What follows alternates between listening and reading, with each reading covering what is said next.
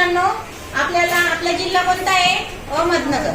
अहमदनगर जिल्ह्यात किती तालुके आहेत? 14. आणि ते पाठ करायचे म्हटले की त्यातला एखादा तालुका आपण विसरून जातो.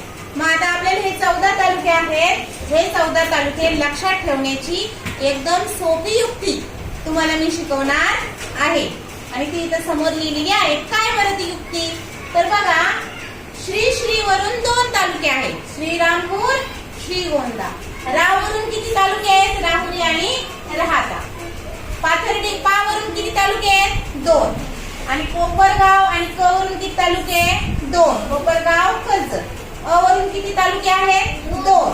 आणि शेवगाव, नेवासे, संगमनेर. स वरून एकच आहे, न वरून एकच आहे, स वरून एकच आहे, जा वरून एकच आहे. आता आपण याचं काय बनवणार आहे? एक वाक्य बनवणार आहे. आणि मग तुम्हाला त्या वाक्यावरून पुन्हा काय करायचंय ते शब्द लक्षात ठेवून तुम्हाला तालुके पाठांतर करायचे. ते पण एकच मिनिटात तुमचे पाठ होणार आहे.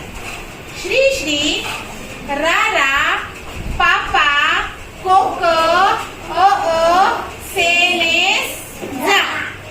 काय सूत्र आहे आपलं 14 तालुक्यांचं? श्री श्री, रा पापा, कोक, सेनेस, जा. आता बघा, श्री म्हणजे श्रीरामपूर, श्रीगोंदा. पापा म्हणजे पाथर्डी, पारनेर. रा म्हणजे राहुरी, राहाता.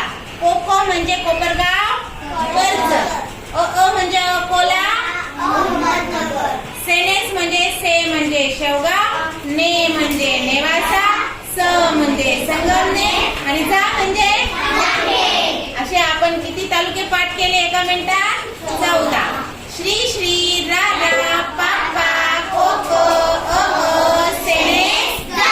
एवढ्या सगळ्यांना कुठं पाठवून द्यायचं? सेनेसला पाठवून द्यायचंय. आणि असे आपण किती तालुके पाठ केले? 14.